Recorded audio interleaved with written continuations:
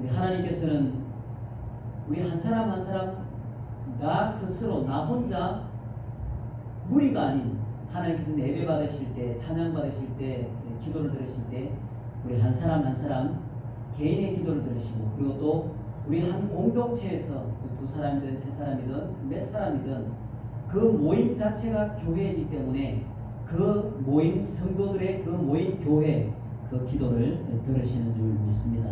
오늘 하나님의 말씀은 요한복음 5장 39절 40절 말씀, 이제 대표 구절로는 이제 이 말씀이고 그다음에 누가복음 또 24장 25절 27절 말씀을 같이 보도록 그렇게 하겠습니다. 먼저 요한복음 5장 39절 40절 말씀 같이 읽도록 하겠습니다. 너희가 성경에서 영생을 얻는 줄 생각하고 성경을 연구하거니와 이 성경이 곧 내게 대하여 증언하는 것이니라. 그러나 너희가 영생을 얻기 위하여 내게 오기를 원하지 아니하는도다. 누가복음 24장 25절 27절 또 말씀 읽도록 하겠습니다. 누가복음 24장 25절에서 27절 말씀입니다. 또 같이 읽도록 하겠습니다.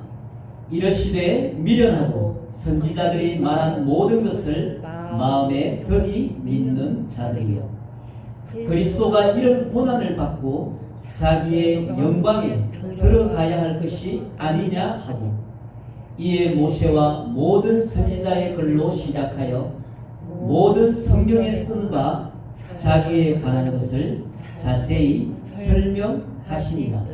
아멘. 이제 요한복음 5장 39절에서 40절 말씀은 예수님이 십자가에 못 박히시기 전에 하신 말씀이고, 누가복음 24장 25절 27절 말씀은 예수님께서 십자가에 못 박히신 후 부활하신 그날 엠마오로 가는 두 제자를 만나서 하신 말씀이 오늘 이 말씀입니다. 자, 요한복음 5장에서는 예수님께서 하시는 말씀이 성경에서 영생, 영원한 생명을 얻는 줄 생각하고 너희가 성경을 연구한다고 말씀을 해요, 예수님이. 자, 그러면서 예수님이 자, 너희가 영생이 영원한 생명이 있는 줄 아는 그 성경이 곧 바로 내 자신, 내게 대하여 증언하는 것이다, 이렇게 말씀을 하십니다. 그리고 누가복음 24장에서는 하시는 말씀이 이제 십자가에 못 박히고 이제 부활하신 후란 말이에요. 바로 자, 이런 고난을 받고 십자가에 못 박혀 죽는 걸 말하는 거예요. 이런 고난을 받고 자기의 영광에 들어가야 할 것이 아니냐라고 설명을 하고, 모세와 모든 선지자의 글로 시작하여 모든 성경에 쓴 바 자기에 관한 것을 자세히 설명하시니라. 예수님은 오늘 말씀의 제목이 성경의 통일성 예수 그리스도거든요. 자, 요한복음 5장 39절에도 자, 성경이 말하는 것은 내게 대하여 증언하는 것이 바로 성경이다. 그런데 바리새인들이나 율법학자들이나 유대인들은 그 성경에서 영원한 생명을 얻는 줄 알고 성경을 연구하는데 이 유대인들은 예수님을 안 받아들였단 말이에요. 이 아이러니하잖아요. 아니, 성경에 분명히 영생이 있고 영원한 생명이 성경 속에 있는 줄 알고 그걸 연구하는데 진짜 생명의 주인인, 영원한 생명의 주인인 예수님은 거부해요. 그래서 예수님이 이 성경은 내게 대하여 말하는 것이고, 그런데 진짜 영원한 생명을 너희가 얻기를 원한다면 나에게 와야 되는데 나에게 오는 것은 거부한다는 거예요. 그러면서도 성경을 보면서 거기서 영원한 생명을 얻기 위해 그 성경을 연구한다는 거예요. 자, 또 다시 한번 말씀드리지만 누가복음 24장에서는 그 두 제자가 엠마오로 가는 예수님이 십자가에 못 박히고 나니까 이제 너무너무 실망이 되고 근심이 되는 거예요. 우리가 지금 따라갔던 저 예수는 도대체 뭐야? 메시아인 줄 알았는데, 우리를 로마에서 해방하고 우리를 정치적으로 정말 다윗과 같은 그런 굳건한 왕국을 이룬 그런 메시아인 줄 알았는데 그냥 십자가에 힘없이 못 박혀 죽어버렸네. 이건 뭐지? 실망해서 예수님이 부활한 그날 예루살렘에서 25km가 떨어져 있는 그 엠마오로 길을 떠나고 있는 중이었단 말이에요. 이미 예수님은 십자가에 못 박혀 죽고 이미 장사 무덤 속에 있는데 이미 그 소식도 들었어요. 새벽에 갔더니 예수님의 시체가 보이지 않더라. 그 이야기를 들은 상황인 거예요. 그런데도 예수님이 부활했을 거라는 생각이나 어떤 생각도 없는 거죠. 그러니까 죽은 뒤에 시체는 없어졌다 하는데 뭐 그건 어떻게 된 건지 모르겠고 어쨌든 우리는 엠마오로 가는 길로 이제 가고 있는 중인 거예요. 두세 사람. 거기서도 예수님이 나타나서 모세와 모든 선지자의 글로 시작하여 모든 성경에 쓴 바 자기에 관한 것을 자세히 설명하시니라. 자, 성경의 통일성 예수 그리스도라고 하는 이야기는 요한복음이나 누가복음이나 예수님이 하시는 이야기는 다 성경에 나와 있는 모든 성경은 다 나에 대하여 기록한 것이다. 나에 대하여 말하는 것이고 나를 증언하는 것이 성경이다라고 이야기를 하는 거예요. 이제 우리가 이제 유명한 화가의 그림 중에 장 프랑수와 밀레라는 사람 만종이라는 그림을 다 아실 거예요. 이제 그 그림을 보면 이제 고개 숙인 남녀가 나오고 그러니까 들판이에요. 그리고 이제 그게 그림에 보면 이제 삭과 바구니도 있고 또 이제 그 뒷배경으로 멀리 보이는 그 교회 탑이 또 보여요. 그리고 이제 해질녘에 그런 어떤 이제 노을 진 그런 빛이 보인단 말이에요. 그러니까 만종이라고 하는 이 만종의 뜻이 하루 3번 울리는 교회 종을 이 만종이라고 한대요. 아침에 한 번, 점심에 한 번, 저녁에 한 번.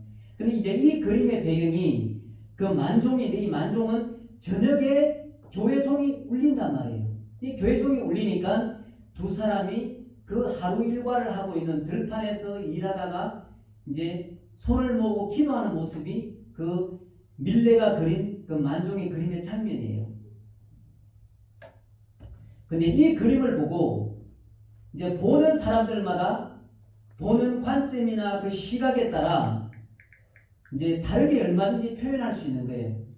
어떤 사람은 야 일하고 있어야지 일하는 시간에 저렇게 기도하고 있으면 자 어떡하냐. 그래서 바꿔 말하면 자 기도가 삶을 멈추게 하는 순간이다. 저것은 이렇게 말할 수도 있고 또 어떤 사람은 삶을 저 일상 가운데 바쁜 일상 가운데 들판에서 일하는 그 가운데서 그 교회 종소리가 울리니까 그 사람이 그 일손을 멈추고 하나님 앞에 두 손 모으고 기도하는 그것이 삶을 거룩하게 만드는 그 순간이다. 이렇게 볼 수 있다는 거죠. 얼마든지 어떤 한쪽은 기도 때문에 삶이 그 일상이 멈추어지는 시간처럼 보인다고 말할 수 있고 어떤 사람은 그 일상 가운데 그 시간이 삶을 거룩하게 만드는 순간이라고도 볼 수 있다는 거예요. 이처럼 보는 사람마다 느낌이 서로 다른 것은 관점이 서로 다르기 때문에 그래요. 보는 관점.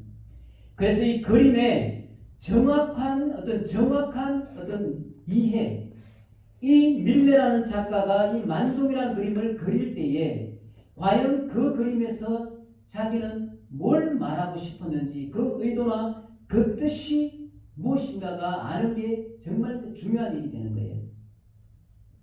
자, 이것처럼 우리가 이제 성경을 대할 때도 성경을 쓴 저자 입장에서 이 성경을 봐야지만이 우리가 옳은 해석, 바른 해석을 할 수 있다는 거예요.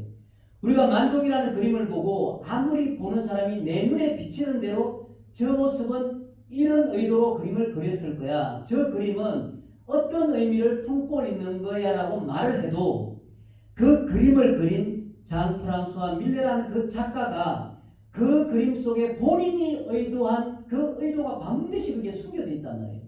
근데 그 의도를 들어봐야지만이 저 그림은 저런 작가가 저런 의도로 저렇게 표현을 한 거구나 하고 그 그림의 진짜 의미를 우리가 알게 되는 거예요. 하나님의 말씀도 똑같이 누구의 입장에서 누구의 눈으로 어떤 시각이나 관점을 가지고 보느냐에 따라서 성경은 얼마든지 다르게 읽혀질 수도 있다는 거예요. 그래서 요한복음 5장 30절 우리가 읽은 말씀처럼 성경에서 영원한 생명이 있는 줄은 아는데 그래서 그 성경을 보고 연구한다는 거예요. 그런데 거기에서 정말 영원한 생명을 주는 그 주인은 누군지를 못 찾는다는 거예요. 그러다 보니까 예수님이 하시는 말씀이 성경은 내게 대하여 말하는 거야. 나를 증언하는 게 성경이야. 나를 모르면 아무리 성경에서 영원한 생명이 있는 줄 알고 연구를 해도 그것을 찾을 길이 없어. 영원한 생명이 어디 있는지조차도 모른다라고 말하는 게 예수님의 말씀입니다. 성경의 저자는 분명히 말하기를 성령께서 성경을 기록하셨다고 말씀을 하고 있습니다. 그리고 이 성령은 또 바로 하나님이신 걸 우리는 다 알고 있죠. 그래서 하나님께서 성경을 쓴 저자라는 그 말의 뜻은 사람의 입장에서 성경을 기록한 것이 아니라 하나님의 입장에서 성경을 기록했다는 것이 분명한 거죠. 만종이라는 그림처럼 아무리 그것을 보고 어떤 해석을 내린다 하더라도 그것이 그 작가의 의도가 아니라면 얼마든지 100% 다른 해석일 수 있는데 하나님의 말씀도 분명히 성령을 통해서 성경을 기록하시고 이 하나님께서 성경을 기록하셨다면 분명히 이 성경은 우리 사람의 생각이나 사람의 입장이나 사람의 기준에서 성경을 기록한 것이 아니라 분명히 하나님의 입장에서 하나님의 기준에서 하나님의 뜻을 가지고 하나님의 의도대로 성경은 기록되어졌다는 것이 확실합니다. 그래서 이 성경은 하나님께서 어떤 분이신가 그리고 인류 역사의 시작에서부터 끝까지 하나님께서는 이 역사 가운데서 어떤 일을 하셨는가 그것을 말해주고 기록한 것이 바로 성경인 거예요.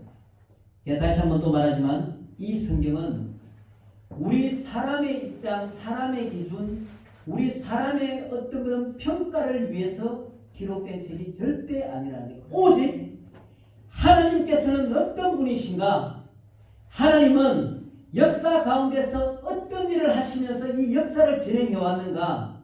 그 가운데 하나님의 뜻은 어디에 있는가? 하나님은 과연 무엇을 원하는가? 그것을 기록한 책이 바로 성경이라는 겁니다. 근데 성경은 한 1600년 동안에 걸쳐서 한 40여 명에 해당하는 각기 다른 계층, 뭐 다 박사들만 쓴 것도 아니고 다 뭐 농민들만 쓴 것도 아니고 각계각층의 어떤 왕족에 속한 왕족의 혈통 같은 그런 사람들도 있고 성경의 이 40년들은 정말 낮은 자리에서부터 높은 자리에 있는 각 계층의 사람들이 다 성령의 감동으로 이 성경 말씀을 기록했습니다. 그래서 이 사람들을 통해서 기록된 이 이야기지만 하나님께서 놀랍게도 이 성경은 모두가 1600년 동안 기록된 각 다른 사람으로 기록된 이 성경 말씀이 모두 다 하나의 이야기를 하고 있다는 거예요. 물론 곁다리처럼 많은 이야기들이 있지만 그 말하고자 하는 핵심 주제는 오직 한 가지만을 이야기하고 있는데 바로 이거를 오늘 말씀의 제목처럼 성경의 통일성이라는 거예요. 우리가 이제 여행을 한 군데 가도 우리가 이제 그 장태산도 갔다 오고 또 이제 그 호수에도 갔다 왔지만 우리 이제 갔다 온 사람들을 불러놓고 그 보고 온 걸 이야기하라고 하면 100% 똑같이 이야기 안 할 거란 말이에요. 계단이 힘들었다부터 시작해서 난 운동되고 좋았다부터 더 위에까지 가면 더 좋은 경치를 볼 수 있었겠다. 나는 뭐 비가 와서 싫었다. 비가 오니까 난 너무 분위기가 좋았다. 정말 다른 말들을 쏟아낼 수 있단 말이에요. 근데 1600년이라는 시간이에요. 1600년이면 우리가 100년씩을 살아도 16번 죽었다 살아났다 하는 시간인데 1600년이라는 그 긴 시간 동안 많은 사람들이 각기 다른 계층에 있는 사람들이 기록했는데도 불구하고 그 이야기는 모두 하나로 귀결된다는 거예요. 하나의 이야기를 하고 싶어하고 결국 하나의 이야기를 한다는 거예요. 바로 그게 성경의 통일성. 그래서 그 주제는 바로 성경의 통일성, 예수 그리스도라고 이야기하고 있습니다. 이 성경의 통일성 안에 담긴 오직 하나의 이야기는 무엇인가? 바로 예수 그리스도를 이야기하고 있습니다. 고난받는 예수 그리스도, 세상 죄를 지고 가는 하나님의 어린 양 예수 그리스도, 그리고 십자가에서 피 흘려 죽으시고 부활하신 예수 그리스도. 이 성경의 처음부터 끝은 오직 예수 그리스도만 말하고 예수 그리스도만 이야기하고 싶어 해요.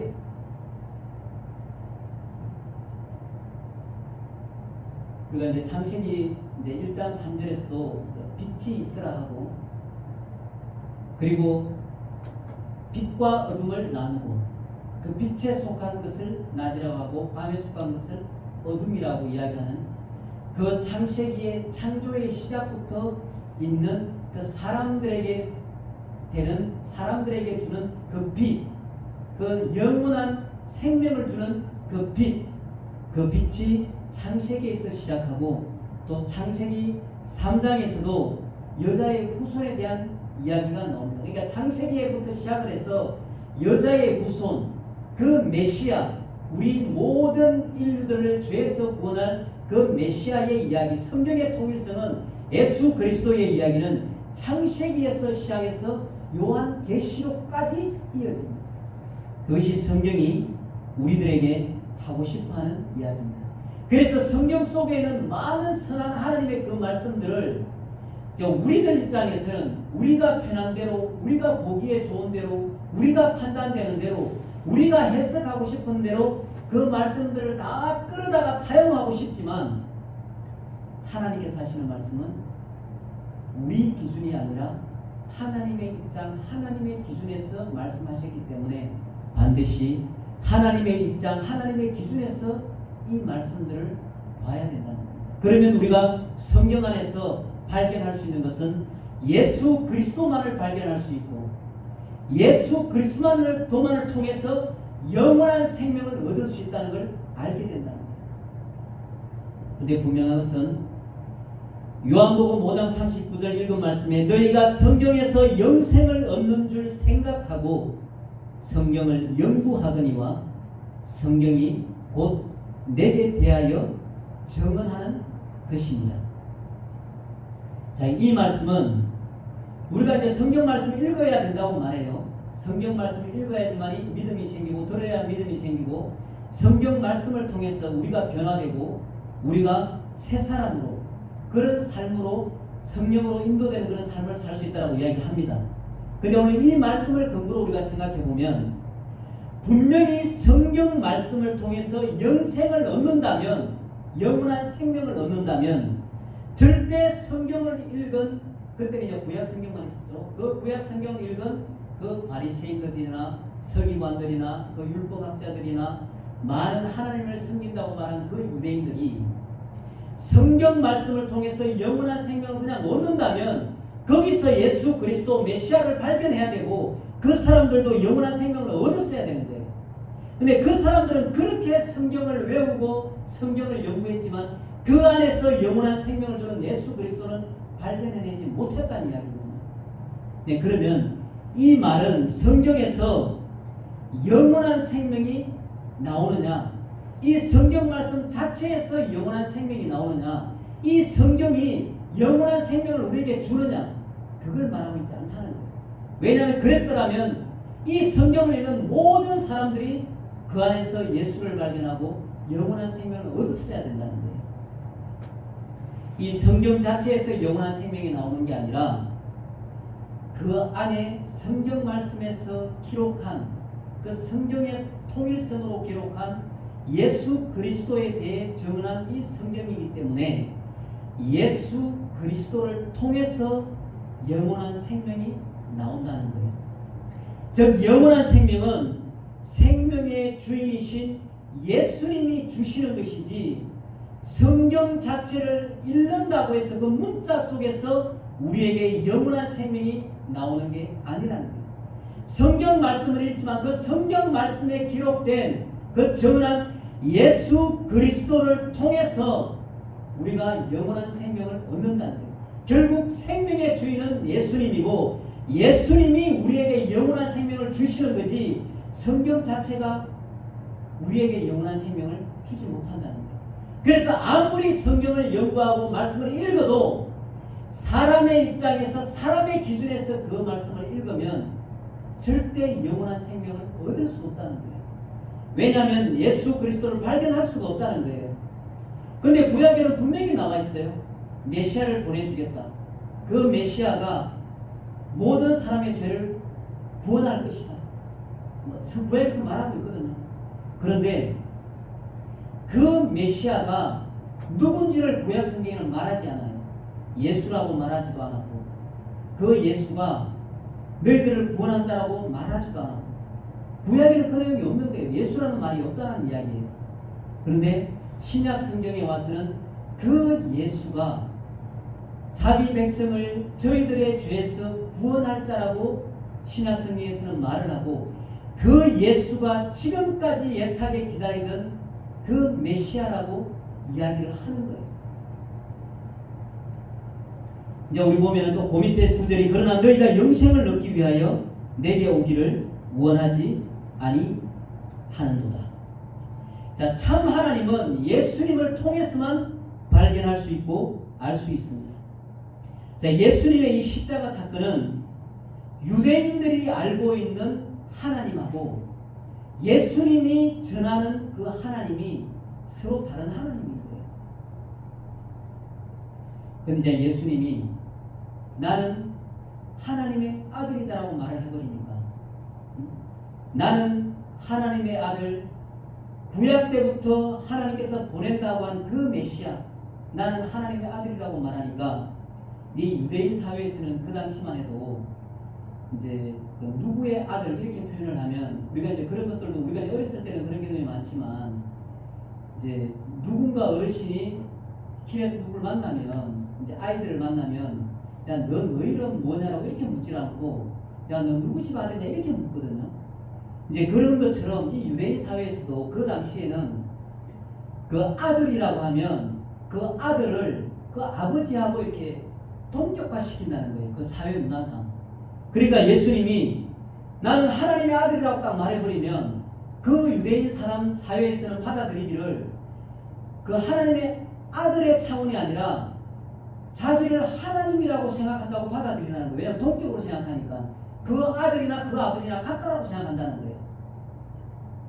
자, 그러니까 이제 이 유대인들은 그 바랐던 메시아가 어떤 메시아였어요? 이 정치적인 메시아였단 말이에요.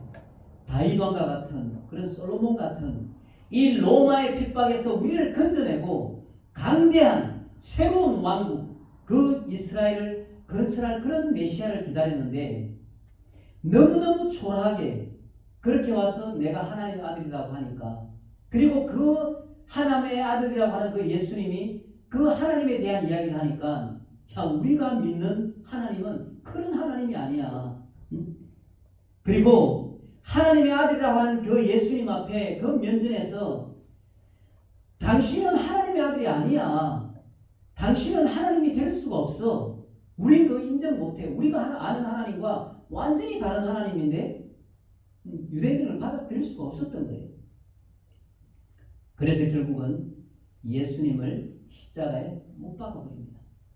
지금 우리는 하나님의 말씀을 듣고 읽고는 하지만 이 당시에 유대인들의 어떤 성경에 대한 그 열심은 말로 표현을 못해요. 심지어는 태어나서 어렸을 때부터는 이 모세오경 같은 경우 그냥 다 외우게 해버린대요. 그게 어느 정도까지 외우는지 모르지만 그리고 우리 사도 바울도 하는 이야기가 그 이야기잖아요. 어떤 사람들보다 성경에 대해서 박식한 사람이 사도 바울이었어요. 사도 바울도 성경을 읽고 거기에서 하나님을 알고 그 여호와 하나님, 그 다시 보내주실 그 구원자에 대한 이야기를 사도 바울도 알고 있었다니까요. 그렇게 성경에서 영원한 생명을 얻는 줄 생각하고 의에 도달하고 하나님의 나라에 구원을 얻는 그 일에 성경을 읽고 연구를 했는데, 그런 바울도 예수님을 다메섹에서 만나지 못했을 때는 그 성경 속에서 그렇게 많이 성경을 알고 읽었던 바울도 그 안에서 예수님은 발견해내지 못했던 거예요. 그래서 많은 사람들을, 예수 믿는다는 사람들을 잡아다가 핍박하고 그 멀리 다메섹이라는 곳까지 가서 잡아오려고 가는 길이었던 거예요. 오늘날 우리도 똑같습니다. 어떤 사람들은 성경을 읽을 때 소설처럼 읽는 사람이 있어요. 제가 한번 전에 말씀드린 적이 있는지 모르지만, 제가 우유 배달을 하면서, 우유 대리점을 하면서 이제 우유를 슈퍼에 이제 납품을 하는데, 그 슈퍼의 여자분이었는데, 이분은 워낙 책 읽는 걸 좋아하는데 그분의 말로 성경을 2번 읽었다고 하는 거예요. 그분은. 그런데 성경은 2번 읽었지만 그 안에 생명을 주는 예수 그리스도는 만나보지 못했던 이야기. 그냥 책으로서, 그냥 글로서, 문자로만 읽고 말았던 거예요. 근데 똑같이 이 성경은 오직 하나 예수님만을 이야기하고 있는데, 우리 사람의 입장에서, 우리 사람의 기준에서 우리가 편한 대로 우리가 말씀을 대하고 말씀을 읽어버리면 정말 하나님께서 말하고자 하는 그 진리는 우리가 발견해낼 수 없다는 이야기입니다. 누가복음 24장 27절 우리가 읽은 말씀, 이에 모세와 모든 선지자의 글로 시작하여 모든 성경에 쓴 바 자기에 관한 것을 자세히 설명하시니라. 어떻게 이야기했을까요? 예수님이 세 사람이 이렇게 길을 걸어가고 있어요. 근데 서로 이야기를 합니다. 예수님이, 우리가 알고 있는 것처럼 힘이 쭉 빠져가지고 이제 거의 힘든 얼굴로, 그냥 진짜 낙심하고 실망한 얼굴로 그냥 터벅터벅 하고 있는 거예요.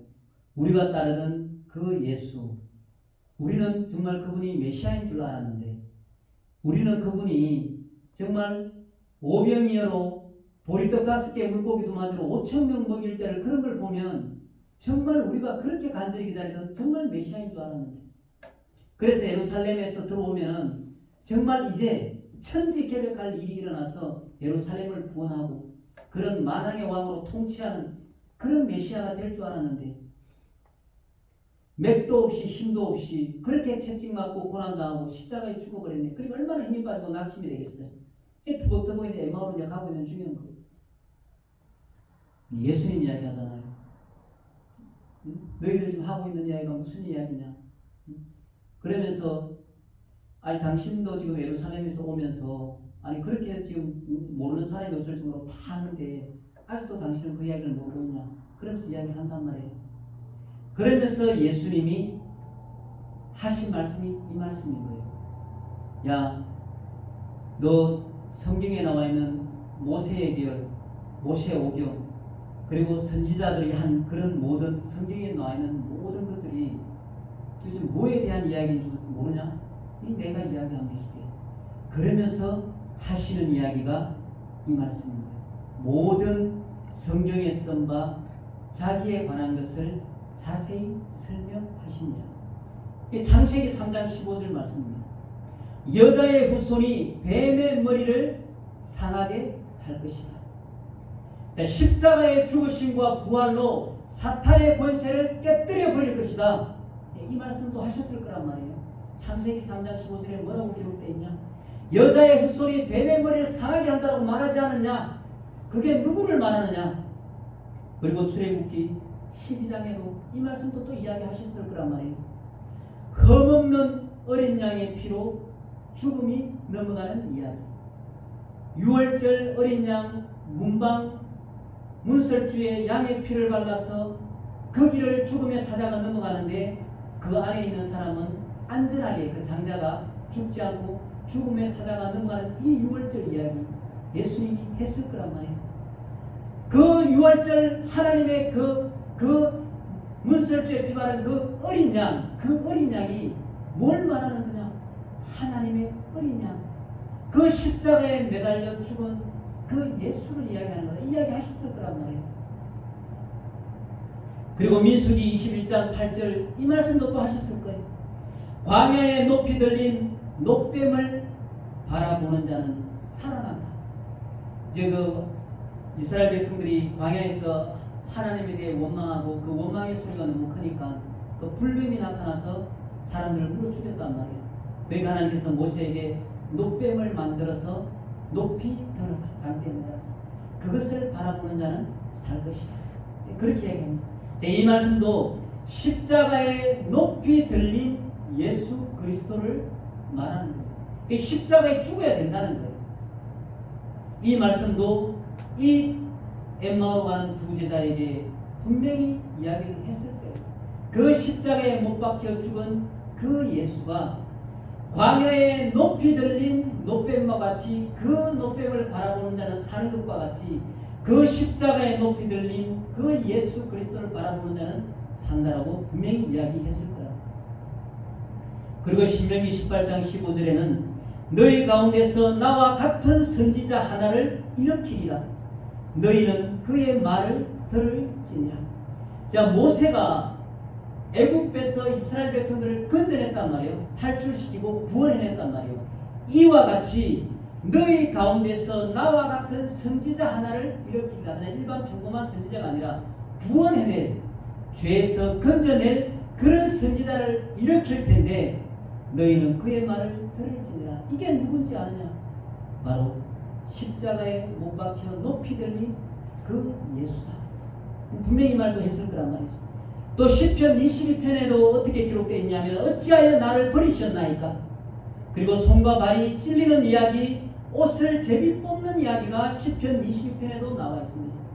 그래서 이것은 십자가에 못 박혀 죽을 하나님의 아들 예수 그리스도에 대한 이야기라는 것을 이 시편 22편에 있는 말씀을 가지고 또 이야기를 했을 거라는 거예요. 시편 16편 10절에도 주의 거룩한 자로 썩음을 당하지 않게 하실 것이라고도 말씀이 나와 있는데 이것은 바로 부활하실 것이라는 예언의 말씀입니다. 그러니까 예수님은 그 길을 걸어가면서 이 성경과 자기에 관해 기록된 하나님의 이 기록된 말씀들을 이 두 제자에게 이렇게 하나하나 다 이야기를 하셨다는 거예요. 그리고 시편 110편에도 내 우편에 앉아 있으라. 그게 이제 예수님께서 부활하시고 이제 승천하셔서 하나님의 보좌 우편에 앉아 계신 것을 말하는 것이고, 또 이사야 53장에 고난의 종으로 표현된 이 53장에 그가 찔림은 우리의 허물을 인하며 그가 상함은 우리의 죄악을 인함이라. 그가 채찍에 맞음으로 우리가 평화를 누리고 그가 징계받음으로 평화를 누리고 그가 채찍에 맞음으로 우리가 나음을 입었도다. 이 이사야 53장도 유대인들이 원하는 메시아는 영광의 메시아였어요. 말을 타고 승리의 깃발을 들고 오는 그런 영광의 메시아를 원했는데 진짜 온 그 메시아는 고난받는 고난의 종 메시아란 말이에요. 고난을 받고 난 그 후에 영광이 있는 것이지 영광으로 와서 영광으로 가는 메시아가 아니란 말이에요. 근데 유대인들은 영광으로 오는 메시아를 바랬기 때문에 이 고난받는 메시아는 받아들일 수가 없었던 거예요. 그런데 이렇게 제자에게 또 이야기하기를 이사야 53장 말씀처럼 고난받는 종을 이야기합니다. 메시아 그 그리스도, 우리를 인류의 모든 죄에서 구원할 메시아 그리스도는 고난받는 메시아다. 고난받는 종으로서 오는 분이 바로 예수다라는 걸 또 이야기를 해주는 거예요. 이 제자들에게. 그가 찔림은 우리의 허물을 인하며 그가 상함은 우리의 죄악을 인함이라. 그가 채찍에 맞음으로 그가 징계를 받음으로 우리가 평화를 누리고 그가 채찍에 맞음으로 우리가 나음을 입었도다. 이처럼 우리를 구원할 그 메시아, 그 그리스도는 영광으로 오는 것이 아니라 고난으로 오는 메시아라는 거예요. 그런데 이 두 제자는 지금 엠마오로 가면서 그 고난의 종은 버리고 떠나는 길이었어요. 그리고 다니엘 9장 26절에도 말하고 있습니다. 기름 부음을 받은 자가 끊어질 것이나 자기 죄가 아니다라고 말하고 있습니다. 기름 부음을 받은 이 그리스도는 죽기는 죽는데 자기 죄 때문에 죽는 게 아니라는 거예요. 이런 말씀도 하셨을 테고, 또 스가랴 12장 10절에는 그들이 찌른 자를 보고 애통해한다. 십자가 사이에서 있었던 일들을 또 이야기하고, 호세아 6장에서도 이틀 후에 우리를 살리시며 셋째 날에 일으키시리라. 이제 이런 구약 성경에 나와 있는 말씀들을 쭉 설명을 하면서 이 말들이 누구에 대한 이야기인 줄 아느냐? 너희들이 지금 버리고 되돌아서서 가는 그 십자가에 매달린 그 예수의 이야기다라고 이야기를 하는 거예요. 우리도 알다시피 지금 이 두 제자는 그 옆에서 이야기하는 그분이 예수님인 줄 지금 모르고 있으니까 그냥 누군가 동행을 하면서 자기들에게 해주는 이야기니까 그냥 듣고 있는 거죠.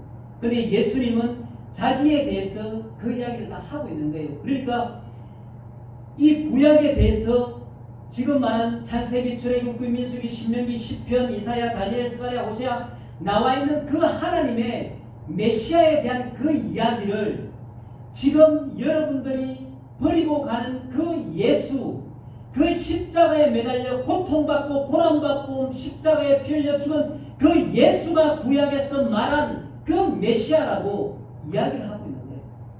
결국 예수님 입장에서는 자기에 대해서 이야기하는 게 되겠죠. 자, 그러니까 나중에 이 두 제자가 고백하기를 그 예수님에 대해서 그 성경을 풀어주면서 그 이야기들이 다 예수님을 이야기하는 거라고 말을 들을 때에 우리 안의 마음이 뜨겁지 아니하더냐라고 이야기를 한단 말이에요. 그래서 결국은 예수님이 이제 떡을 떼서 축사하시고 떡을 떼서 줄 때에 눈이 밝아져서 그렇게 말한 분이 예수님인 줄 알고 어떻게 했다고 나와 있어요? 예루살렘으로 다시 돌아갔다라고 이야기합니다. 그래서 길에서 만난 예수님을 증거했다라고 나오거든요. 이제 결국은 엠마오로 가는 제자에게 예수님이 풀어주신 이 구약 말씀은 고난받고 죽으시며 다시 살아나서 영광에 이르는 메시아에 대한 이야기였던 거예요. 그분이 바로 우리에게 영원한 생명을 주시는 바로 예수 그리스도인 것입니다.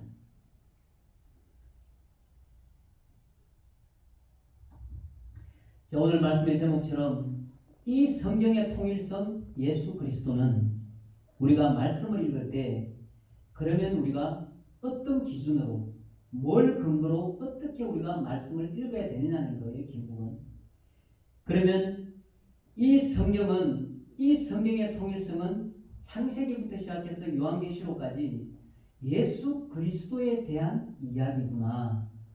예수 그리스도만을 말하려고 하는 거구나.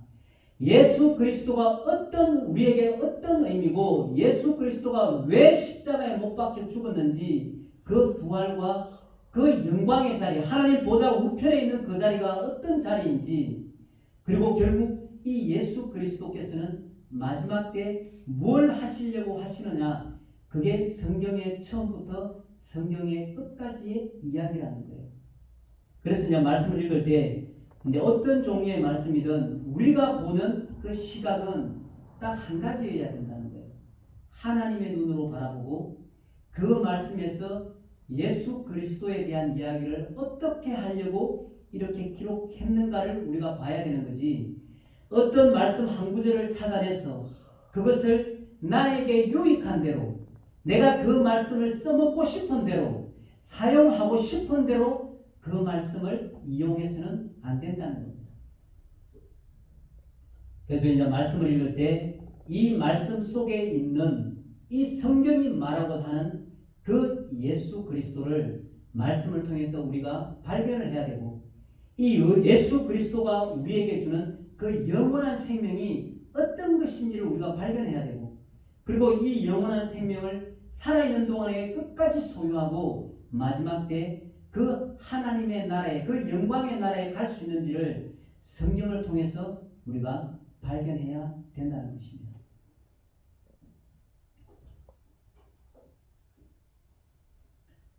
다시 한번 말씀드리지만 이 하나님의 성경 말씀은, 이 예수 그리스도 이야기는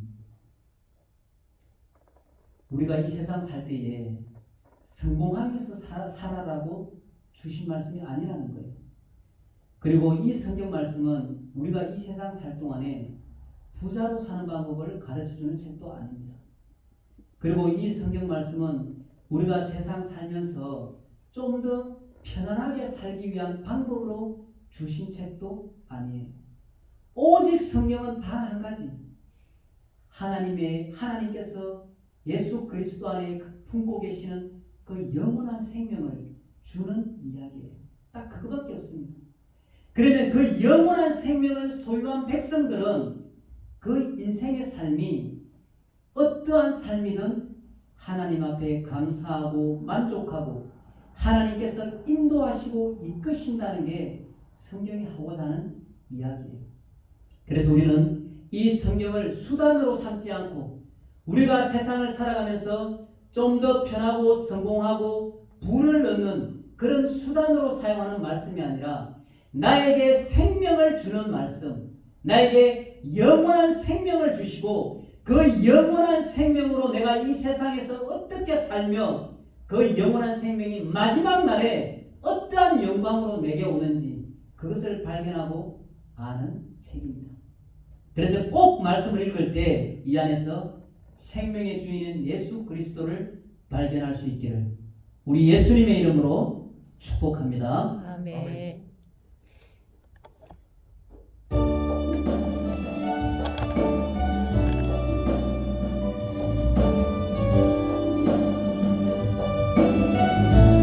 기도하겠습니다.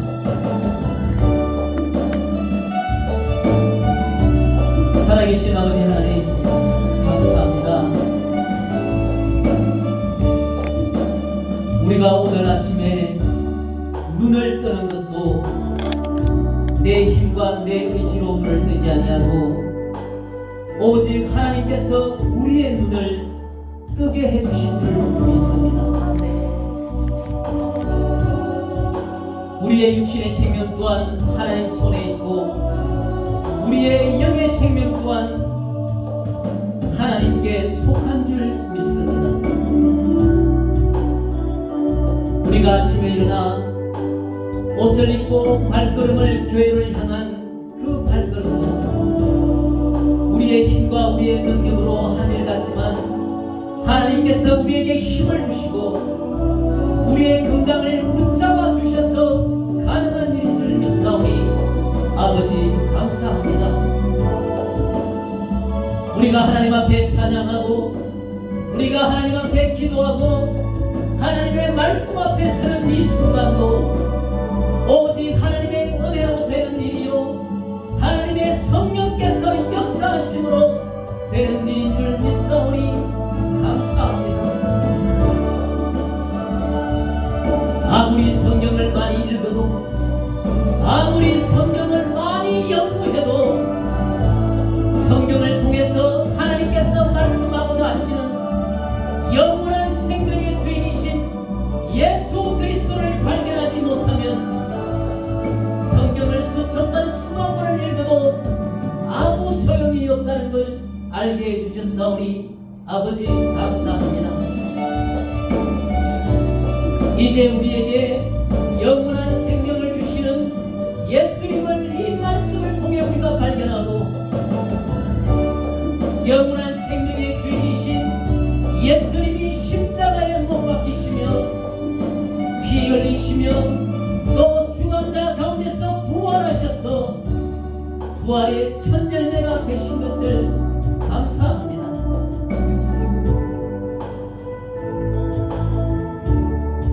이제 예수님이 우리에게 주시는 그 영원한 생명을 소유한 모든 그리스도인들은 예수님이 하나님의 보좌 우편에 앉으신 것처럼 하나님의 그 영광의 나라에 함께 하는 줄 우리가 믿사오니 아버지 감사합니다.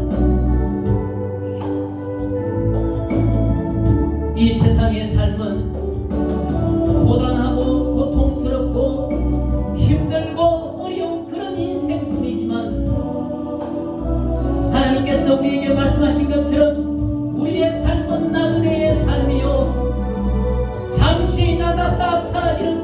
같고 아침 이슬처럼 해가 비추면 곧 사라지는 것이 인생이라고 하였사오니 우리가 이 고단한 인생 가운데서 영원한 생명의 주인이신 우리 예수님을 바라보고 예수님을 생각하며 오직 성령께서 이끄시고 인도하시는 그러한 삶이 되게 하여 주시옵소서.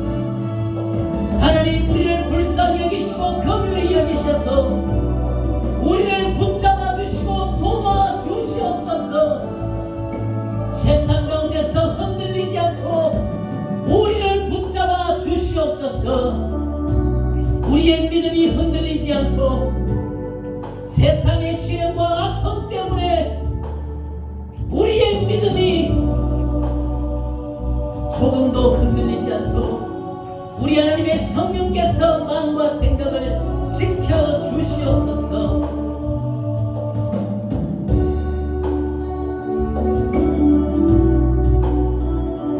우리가 살아갈 때에 하나님 나라에 대한 소망이 희미해지지 않게 하여 주시옵소서.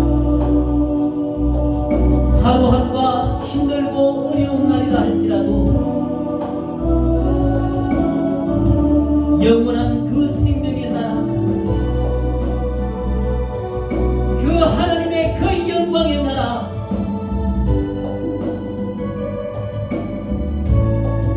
생명의 주인이신 예수님만 생각하며 바라보는 그런 우리 인생이 되게 하여 주시옵소서.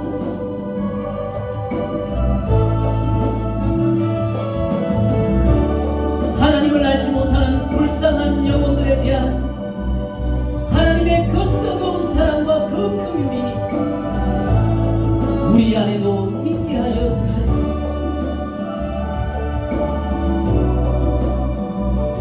정말 하나님의 그 사랑으로, 하나님의 그 긍휼로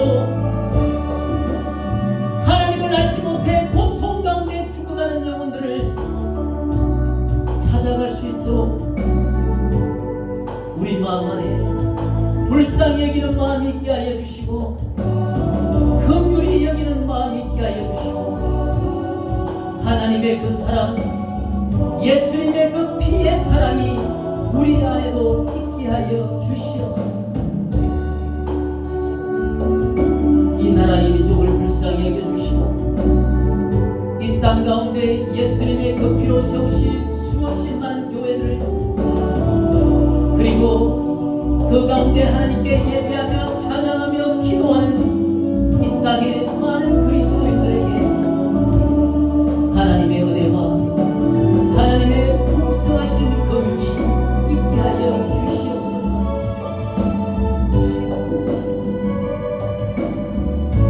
이 연애 순복음 교회를 이 공주 지역 가운데 세우신 하나님의 뜻과 계획이 있는 줄 믿사오니 아버지, 이 공주 지역에 하나님의 말씀이 부흥되게 하여 주시고 하나님의 생명으로 이 땅이 부흥되게 하여 주시옵소서.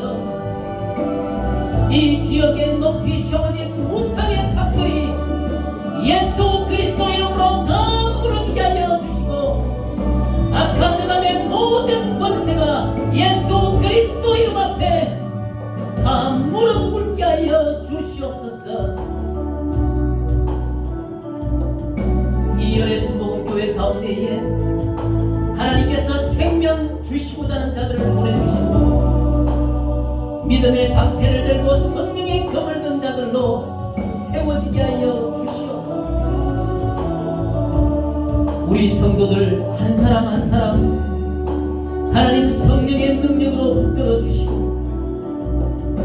아버지, 이한 시대에 하나님의 자녀로 믿음의 백성으로 마지막 시간까지 끝까지 승리하는 믿음의 백성들, 믿음의 용사들 되게 하여 주시옵소서. 오늘 하나님 앞에 예배할 수 있게 하심을 감사합니다. 하나님 앞에 찬양하게 할 수 있음을 감사합니다.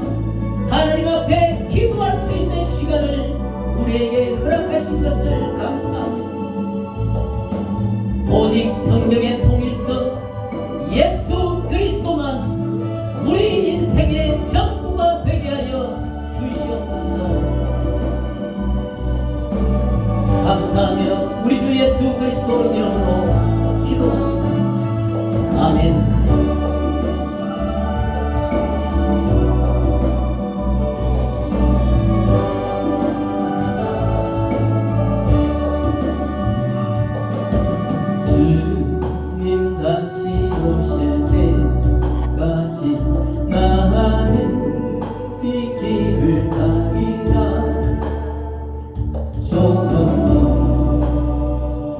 좁은 길 나의 십자가 지고 나의 가는 이 길에서 나는 주님을 보리라. 영광의 내 주님 나를 맞아주시리. 주님 다시 오실 때까지 나는 일어나 달려가리라. 주의 영광 못한 것 볼 때 나는 일어나 노래하리. 내 사모하는 주님 온 세상 구주시라. 내 사모하는 주님 영광의 왕이시라. 형제들아, 내가 우리 주 예수 그리스도의 이름으로 너희를 권하노니 다 같은 말을 하고 너희 가운데 분쟁이 없이 같은 마음과 같은 뜻으로 온전히 합하라. 아멘. 주기도문으로 마치도록 하겠습니다. 하늘에 계신 우리 아버지여, 이름이 거룩히 여김을 받으시오며 나라에 임하옵시며 뜻이 하늘에서 이루어진 것 같이 땅에서도 이루어지리라. 오늘날 우리에게 일용할 양식을 주시옵고 우리가 우리에게 죄 지은 자를 사하여 준 것 같이 우리의 죄를 사하여 주시옵고 우리를 시험에 들게 하지 마시오며 다만 악에서 구하여 주시옵소서. 대개 나라와 권세와 영광이 아버지께 영원히 있사옵나이다. 아멘.